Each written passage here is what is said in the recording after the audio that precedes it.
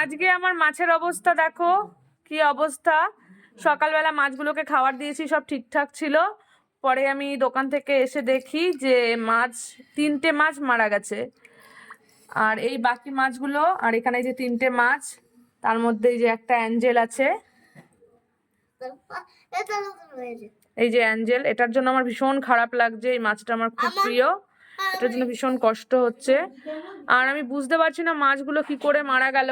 সকালবেলা যখন খাবার দিয়েছিলাম তখন সব ঠিকঠাক ছিল, আর বাড়িতে এসে এখন দেখি যে জলটা পুরো এরকম ঘোলা হয়ে আছে। মনে হয় বাচ্চা কাচ্চা কেউ কিছু দিয়ে দিয়েছে, যার জন্য পুরো ঘোলা হয়ে গেছে। তুই কিছু দিসনি? তাহলে জলটা কি করে ঘোলা হলো বল?